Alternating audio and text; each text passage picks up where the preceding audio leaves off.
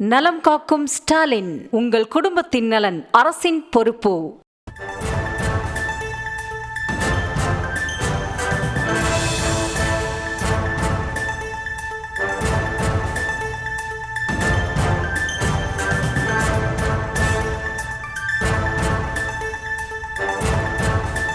கூலி திரைப்படத்தை யுஏ சான்றிதழுடன் திரையிட அனுமதி கோரி பட தயாரிப்பு நிறுவனம் வழக்கு தொடர்ந்துள்ளது. மனுவுக்கு பதிலளிக்கும்படி சென்சார் போர்டுக்கு சென்னை உயர்நீதிமன்றமானது உத்தரவிட்டுள்ளது. அதிக அளவிலான சண்டை காட்சிகள் உள்ளதால் கூலி படத்திற்கு ஏ சான்றிதழ் வழங்கப்பட்டுள்ள நிலையில் தற்போது கூலி படத்திற்கு யுஏ சான்றிதழுடன் திரையிட அனுமதி கோரி பட தயாரிப்பு குழுவானது தற்போது வழக்கு தொடர்ந்துள்ளது. இது தொடர்பாக பதிலளிக்க சென்சார் போர்டுக்கு சென்னை உயர்நீதிமன்றம் உத்தரவிட்டுள்ளது. கூடுதல் விவரங்களோடு இணைக்கிறார் நமது செய்தியாளர் மதியழகன். வணக்கம் மதியழகன்.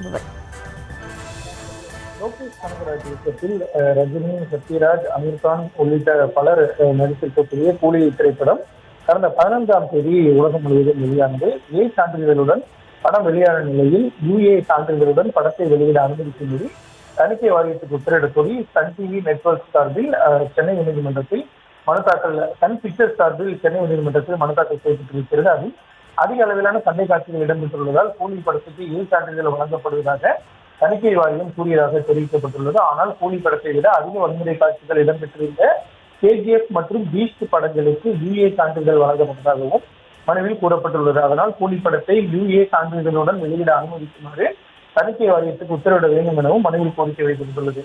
இந்த மனு நீதிபதி டிவி தமிழ்ச்செல்வி முன்பு விசாரணைக்கு வந்தது.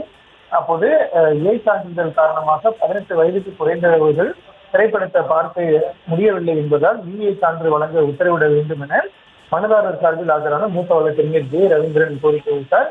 சென்சார் போர்டு தரப்பில் ஆஜரான கூடுதல் சொலிசிட்டர் ஜெனரல் ஏ.ஆர். சுந்தரேசன் படத்தில் சில காட்சிகளை நீக்கினால் யுஏ சான்று வழங்குவதாக கூறியபோது ஏ சான்றிதழை ஏற்றுக்கொண்டு தற்பொழுது வழக்கு தாக்கல் செய்துள்ளதாகவும், எனவே மனுவுக்கு பதிலளிக்க அவகாசம் வழங்க வேண்டும் என கேட்டுக்கொண்டார். இருதரப்பு வாதங்களையும் கேட்ட நீதிபதி இந்த மனு குறித்து பதிலளிக்கும்படி மத்திய தணிக்கை வாரியத்துக்கு உத்தரவிட்டு வழக்கினுடைய விசாரணையை ஆகஸ்ட் 25ஆம் தேதிக்கு ஒத்திவைத்தார். நலம் காக்கும் ஸ்டாலின், உங்கள் குடும்பத்தின் நலன் அரசின் பொறுப்பு.